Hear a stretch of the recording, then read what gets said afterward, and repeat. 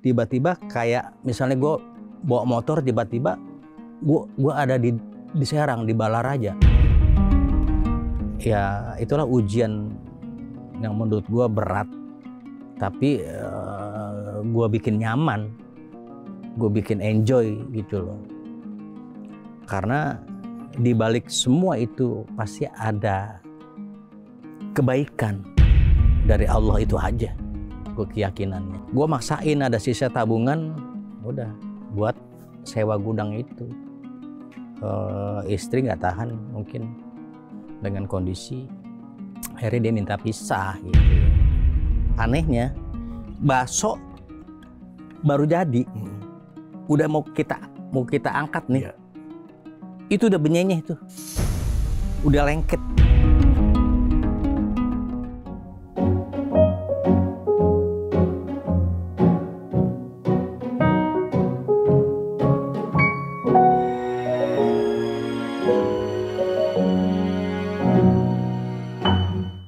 Mas Unang, apa kabar? Alhamdulillah baik. Ini kawan lama banget ini. Kita tos dulu lah. Tos. Lama kali makan tetangga dulu kan? Dulu. Pernah juga. Langganan bakso katanya. katanya. Enak banget baksonya. Dan aku pendengar setianya Mas Unang. Kita kenal zaman Indosiar dulu kali ya. 90-an ya. Iya. Iya kan? Iya. Itu lagi happening. Yes. Gitu loh. Luar biasa. Ada yang beda dari Mas Unang apa ya? Bedanya apa sih? Nggak tahu makanya nih. Apa ya? Oh dulu nggak pakai kacamata, sekarang pakai. Sekarang pakai. Ya. Oh itu usia Mas. Kan saya juga pakai kacamata. Oh iya usia, benar. Udah punya cucu loh beliau. Luar cucu 2 biasa. Alhamdulillah. Sepasang. Anak 6. Cucu 2. Ya Allah, luar biasa, Masya Allah. Bahagia hidup lah udah. Nah itu dia. Iya. Mungkin itu kali ya Mas. Hah? Saya melihat ada satu sinar kebahagiaan tersendiri yang mungkin yang bisa merasakan cuma Mas Unang kali ya. Loh iya. Baik, tidak baik kondisi secara kejiwaan, secara tubuh, orang lain kan nggak merasakan itu. Iya. Terus kenyamanan batin, Betul. orang lain kan nggak tahu. Yang tahu ya diri kita sendiri. Karena prosesnya Mas Unang itu kan luar biasa nih. Prosesnya panjang. Panjang banget. Panjang.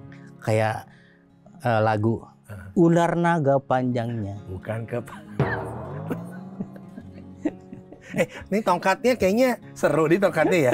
Kenapa tertarik sama tongkat? Tongkat biasa atau tongkat yang apa gitu? Karena selalu dibawa kemana-mana. Boleh diceritain? Boleh. Kalau di podcast semuanya boleh kok Mas. Oh boleh. Bentuknya aja lah Masya Allah. Iya. Jadi tongkat ini dulu saya silaturahmi ke tempat teman lah. Sudah kayak saudara sih. Di sana itu baru nyampe aja saya ke kebun tuh. Gitu loh, nyari-nyari. Emang doyan ya ke kebun ya? Bukan mencuri loh ya. Ntar nyambut singkong lagi.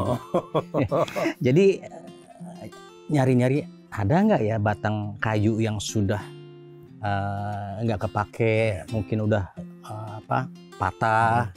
Itu biasanya suka saya ambil tuh, saya cari tuh. Dilala ketemu ini nih. Nah ini sebetulnya ini panjang. Ini masih ada lagi panjang. 2 kali ini berarti. Jadi sebetulnya yang potongan ini itu bentuknya itu seperti ikan laut. Ikan kayak model apa sih? Ikan aligator tuh. Iya. Kan ada ya? Iya. Mirip seperti itu, matanya udah ada. Itu memang proses alam kali ya. Ini juga sebetulnya sama.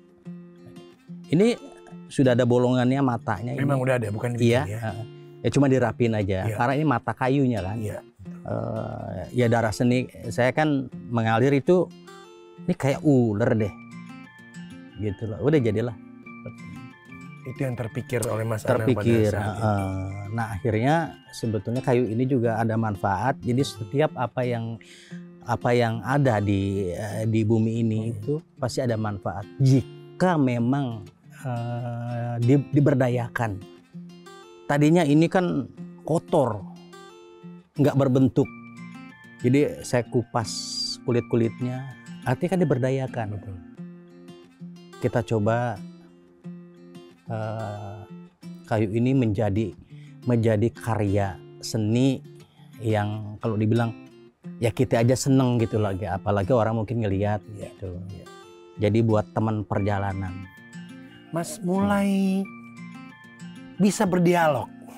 Ini mulai sekarang kita berdialog. Yang beda gitu loh. Maksudnya? Ngerasa nggak sih? Merasa sudah mulai bisa berdialog dengan yang beda sejak cobaan ya yang dialami bertahun-tahun, belasan tahun mungkin, hingga pada satu titik akhirnya ada sesuatu yang membuat Mas Unang bisa berdialog. Ya, berdialog sendiri dengan sesuatu lah. Iya. Yang membuat Mas Unang bisa sampai pada sekarang. Oh. Ya, artinya ada sebuah proses ya. Dari proses sakit dulu, saya tanya sama keluarga, saya dulu sakit di rumah sakit berapa lama sih sebetulnya? Kurang lebih 1 bulan katanya. Oh, lama juga ya di rumah sakit nginep gitu. Ya itulah sebuah proses. Gitu. Dari hasil proses sakit itu, kemudian saya berangsur mulai mengenal dunia lagi nih seperti baru gitu. Ini dunia indah banget gitu. Nah, mulai dari situ ada kayak semacam kalau HP udah kepenuhan tuh di apa tuh? Upgrade. Nah, di upgrade. Nah, ini tuh mengupgrade lagi supaya mengenal ini siapa sih sebetulnya. Gitu. Nah, itu baru 6 bulan prosesnya berjalan baru normal. Karena waktu proses sembuh itu masih belum normal tuh. Jadi kayak masih baru, tiba-tiba kayak misalnya gue bawa motor, tiba-tiba gue ada di Serang, di Balaraja. Nah itu kejadian-kejadian kayak begitu. Nah itu sebuah proses pengembalian lagi tuh. Terus kurang lebih 6 bulan lah baru penyadaran.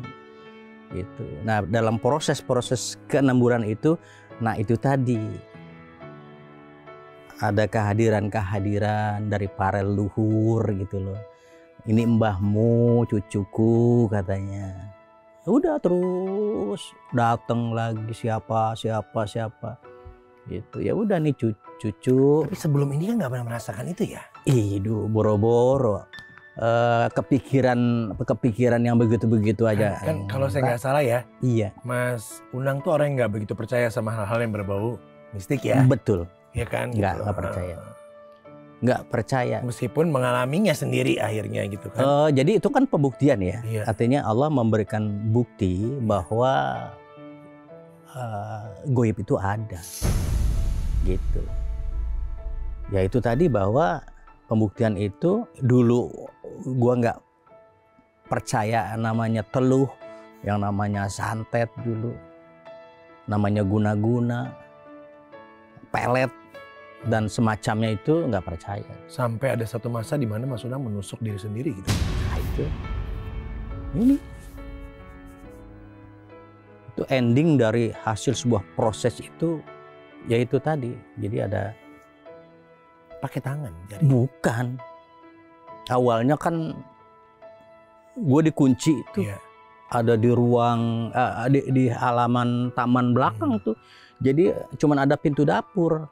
Karena waktu di kamar gue dikurung, gue lompat jendela. Begitu lompat jendela itu taman belakang. Nggak bisa keluar lagi gue. Iya. Gitu. Nah udah. Ya karena aus, duduk di depan pintu dapur. Nggak ada botol minuman. Itu. Ya udah gue minum tuh. Tadinya penuh setengah. Enak juga ternyata. Buset. Legit. Gitu. Setengah. Akhirnya apa? Kita tangannya udah perih ya. Muntah gue. Wah, warnanya masih asli loh pas muntah, warnanya masih asli tuh. Biru, iya. Apa nih? Minuman apa ini? Gitu. Gue udah nggak mikirin lagi itu. Begitu tahu itu pas udah agak enakan itu, gue ambil tuh botol. Oh, buat pembersih pakaian. Alhamdulillah berarti usus gue bersih. Masih bisa ketawa ya dia. Iya. Dan, ya Allah. Dan anehnya kan harusnya orang mati ya. Ini kan nggak mati loh. Ya obat serangga. Ya sebelumnya itu karena gue dikunci di kamar, haus, gue minta minum, gue gobrok-gobrok, bini gue kagak dibukain. Udah ada kaleng tuh. Boleh tanya nggak kenapa mereka nggak bukain pintu? Karena Mas Unang sering melakukan hal-hal aneh, melakukan hal aneh. Yang ditakutin tuh karena gue kabur. Gue dari rumah itu kabur. Nah, kalau udah kabur kan takutnya bahayain orang ya. Iya, membahayakan orang. Nah, itu takutnya mereka seperti itu. Ya, cuman mereka juga tidak paham gue sakitnya kenapa. Gitu. Tadi pada saat melakukan itu nggak ada rasa apa-apa ya? Emang pengen minum aja ya? Iya, ya biasa aja. Ya gue semprotin gitu. Ya gue telan. Nah itu, akhirnya gue keluar lagi. Nah itu. Nah akhirnya bisa berdamai dengan cobaan-cobaan mistik yang datang guna-guna dan santet itu. Kapan tuh Mas Unang akhirnya? Jadi pada saat sudah pencarian, kan gue berobat tuh ya. Kan berobat kemana-mana tuh kan ya. Udah keliling. Iya. Kan itu yang namanya berobat kan pasti banyak gue udah ngalamin lah persyaratan yang aneh-aneh. Ujung-ujungnya duit tuh ya. Udah semua. Habis-habisan deh. Habis-habisan gue di situ. 10 tahun loh. Kalau cuma setahun 2 tahun sih nggak ada masalah. Ini gue ngalamin 10 tahun proses itu. Sampai gue jual kapling, gue jual mobil. Semua ya. Terakhir itu ya jual mobil terakhir itu buat rumah sakit. Kurang lebih 100 juta itu. Untuk nebus gue keluar. Nah itu jadi kayak begitu. Ya itu yang gue alami lah. Dari hasil-hasil kehidupan ya. Ya itulah ujian yang menurut gue berat. Tapi gue bikin nyaman. Gue bikin enjoy gitu loh. Karena di balik semua itu pasti ada kebaikan dari Allah itu aja.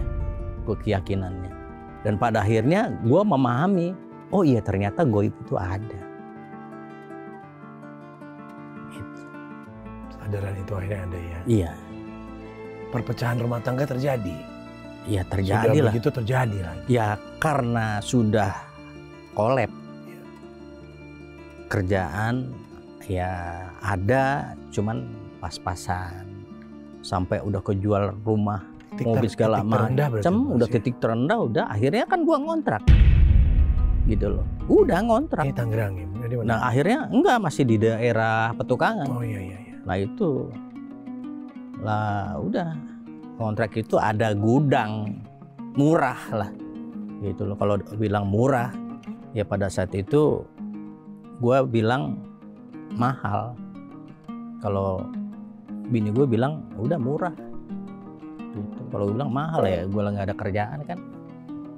Gue maksain ada sisa tabungan, udah buat sewa gudang itu. Untuk rumah tinggal. Udah tempat tinggal, udah jadi berempat lah sama anak. Udah tinggal di situ. Nah dari situ ya udah. Istri nggak tahan mungkin dengan kondisi, akhirnya dia minta pisah gitu. Ya udah akhirnya terucaplah kata-kata itu. Waktu itu terjadi,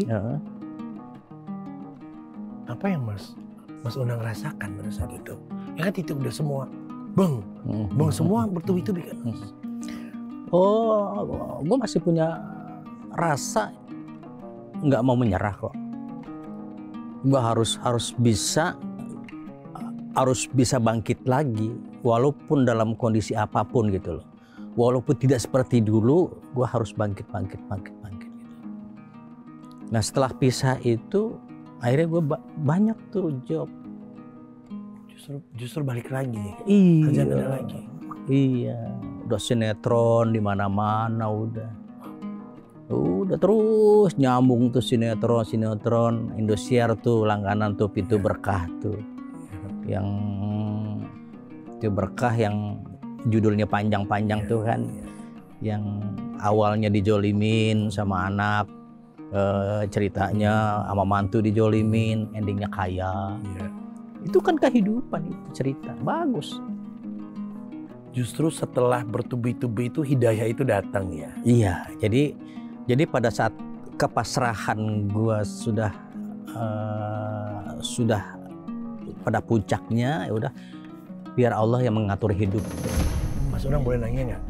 Mas Unang terkenal sebagai orang senior, komedian, semua aktor dan lain-lain, yang pada masanya satu masanya benar-benar wah banget gitu loh. Oh, ngerasa lah. Iya kan? Iya. Kayaknya semua ada gitu loh Mas. Cukup. Apa sih yang nggak ada? Lebih dari cukup bahkan kelihatan. Iya, lebih dari cukup. Kemana itu semua Mas? Jadi gini, pada apa saat yang salah sebetulnya? Jadi manajemennya kah atau apa sebetulnya? Sebetulnya gini, gue tuh orangnya simple sebetulnya kan. Pada saat gue udah dapet duit, gue diem-diem nih.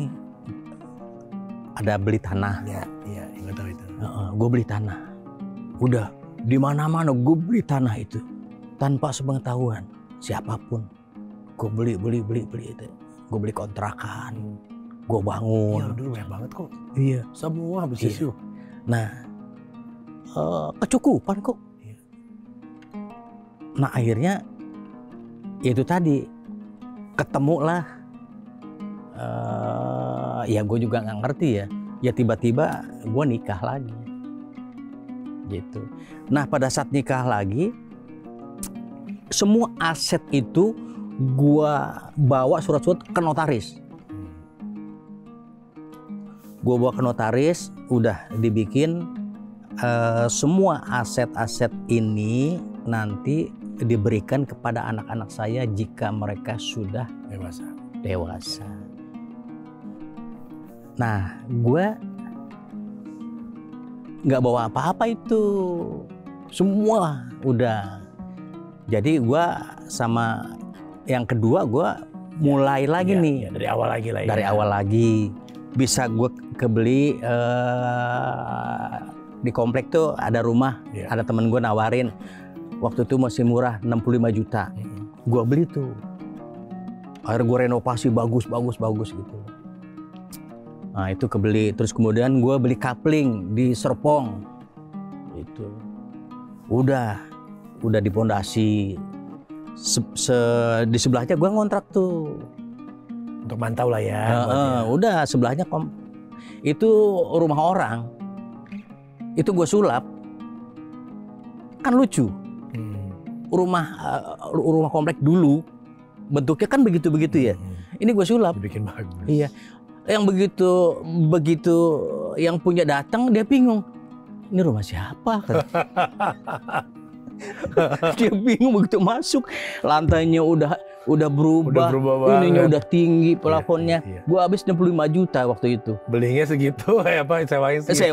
Sewa kan murah. Iya.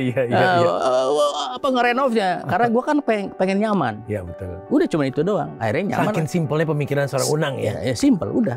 Iya. Padahal rumah orang loh, gua bikin bagus. Itu lah disitulah juga mulai juga itu. Jadi mertua ada di situ. Kan ada kayak kaca gitu ya. Kayak asbes bening gitu ya. Nah itu ngelihat tuh gede-gede tuh makhluk di atas tuh. Oh itu titik awal ya itu. Nah itu. Nah pada saat pernah malam itu bunyi kayak apa kalau dibilang kayak petir ya.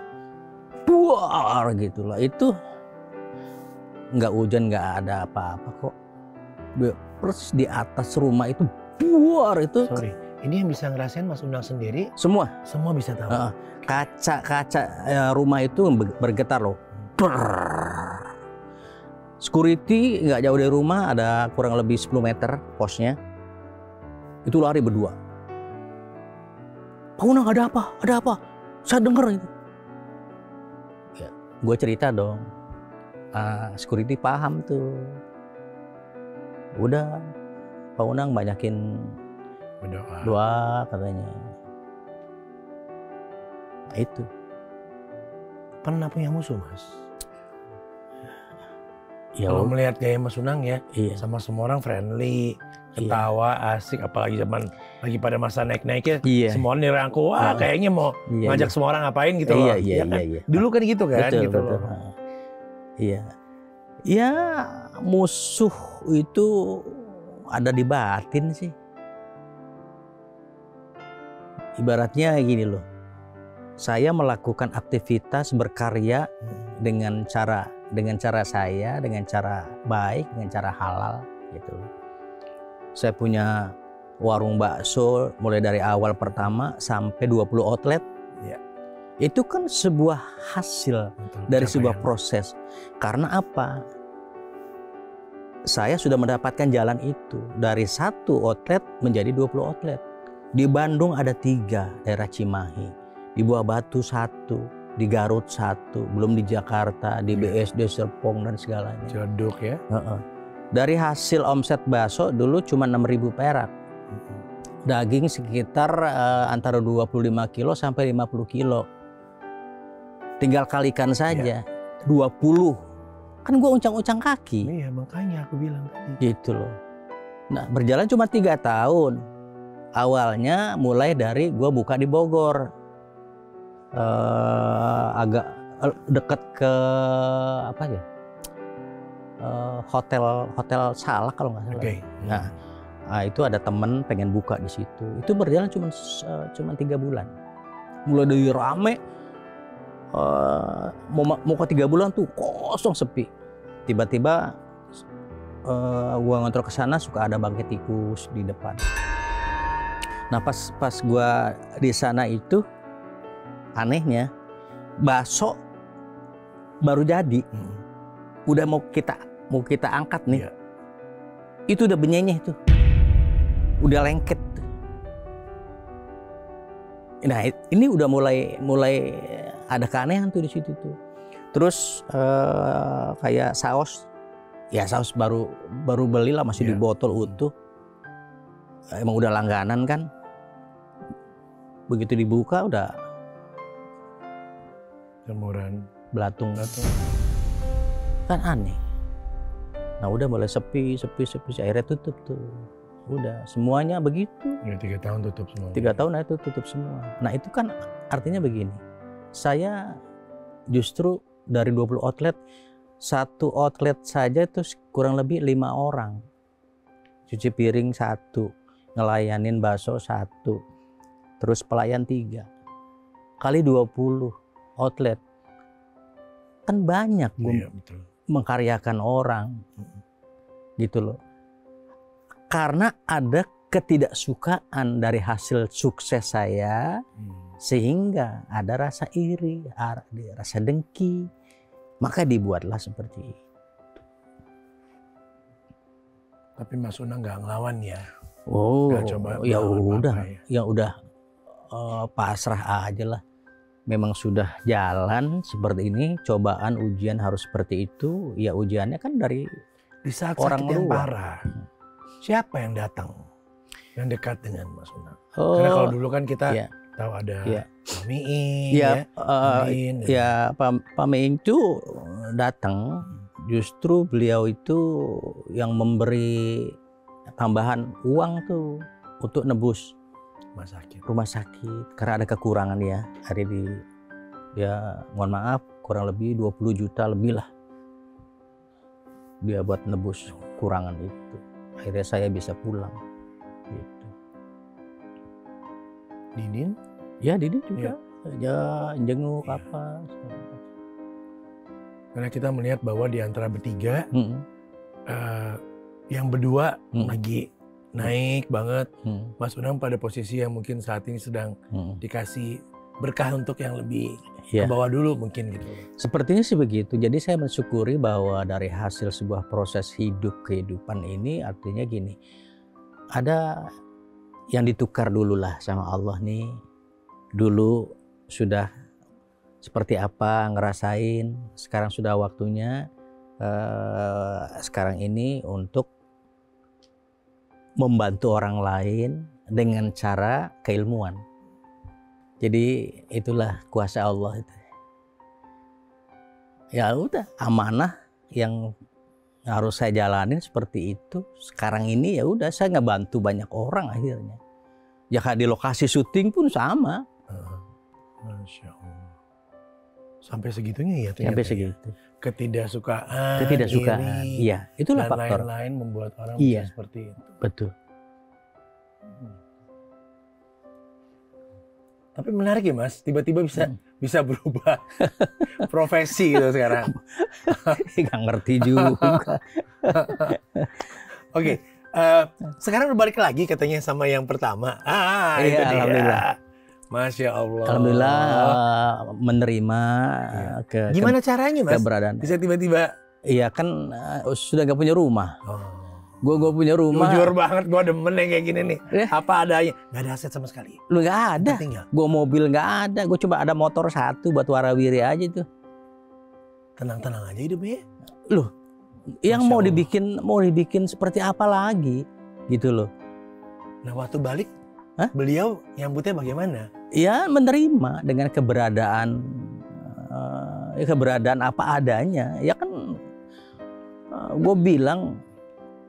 Ya sudahlah, ini sebuah cerita yang memang harus terjadi gitu loh, yang memang harus berjalan apa adanya, yang harus gue lewatin. Chapter kehidupan ya. Dengan kehidupan itu, nggak ada kok yang mulus-mulus hidup.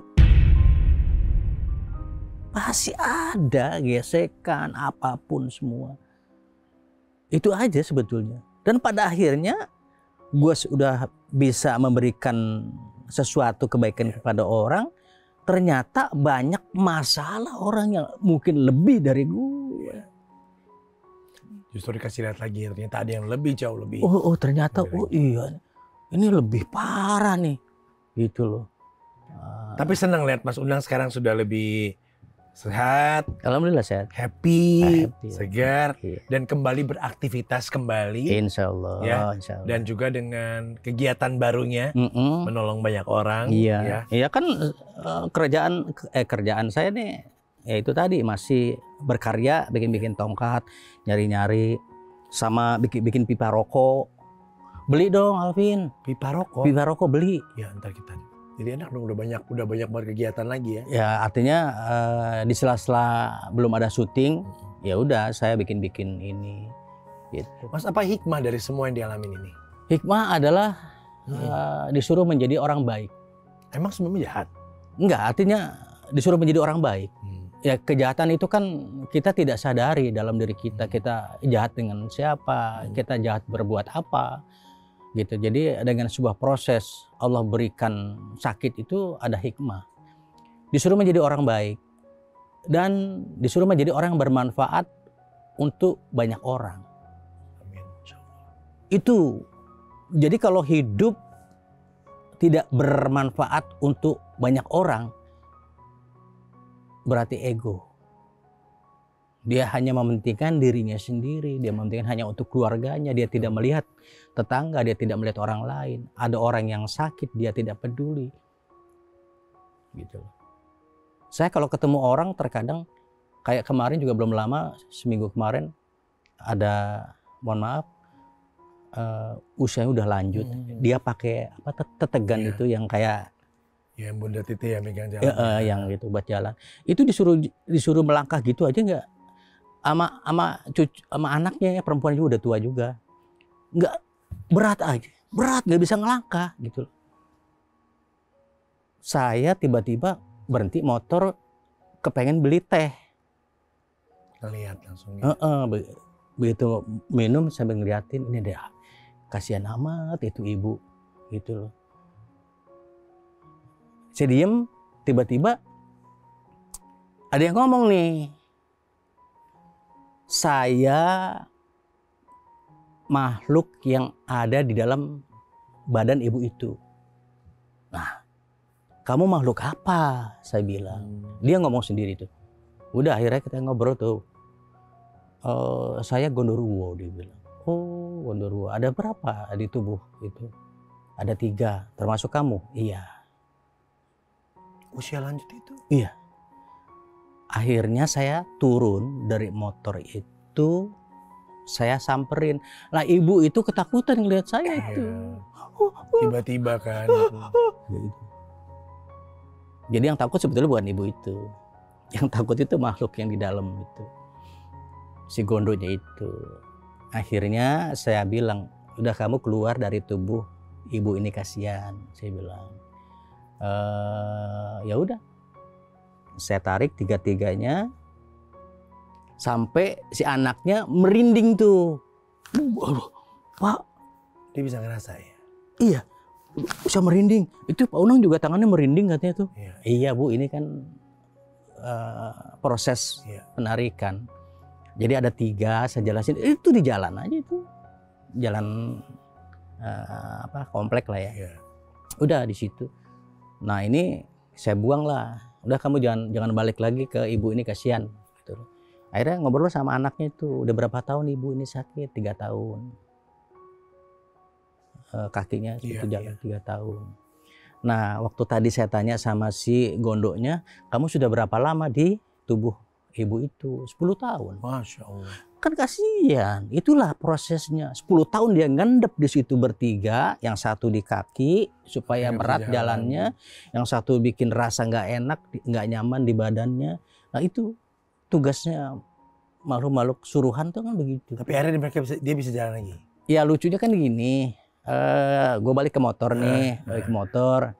Nah si anaknya kan nggak deketin ke gue. Terima kasih, mohon maaf Bapak siapa. Gue bilang aja. Nggak tahu Unang. Diam dulu nih. Okay. Saya Hadi, saya bilang. Saya Pak Hadi. Tinggal di mana?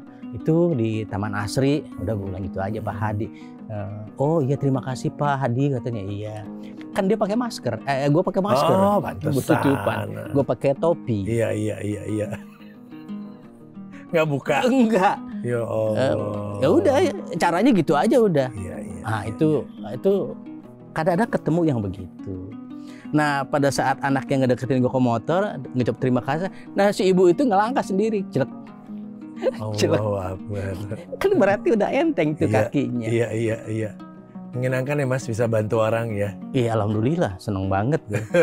Orang bisa sehat karena gue ngalamin, gue sakit kayak begitu nggak enak. Tapi mungkin keikhlasan untuk menerima apa yang datang pada Mas Unang yang membuat seorang Unang itu bisa mendapatkan hidayah yang seperti ini. Ya. Dan pesan dari mbah-mbah buyut lah, mbah saya, jaga keilmuan ini, jangan meminta kepada orang yang diobati. Itu adalah bentuk keikhlasanmu. Jadi gua nggak pernah menarifkan, gua nggak pernah minta. Tapi memang kalau rezeki, ya itu kan kita nggak bisa nolak dia memberi berapapun, ambil, itu ada rezekimu. Udah, enteng jadi enak. Enteng banget. Asik. Ini yang gue suka dari Unang. Mas Unang makasih banyak. Alhamdulillah. Udah ada di sini sharing sama kita. Iya. Ya satu hal yang aku bilang tadi, begitu kita ketemu, ada sirat yang lain gitu loh. Iya. Yang terpancar dari sosok seorang Unang yang hadir di Alvin in Love. Selamat malam, sore, pagi, dan sampai jumpa. Jangan lupa like, subscribe, and share Alvin in Love. Ada Mas Unang.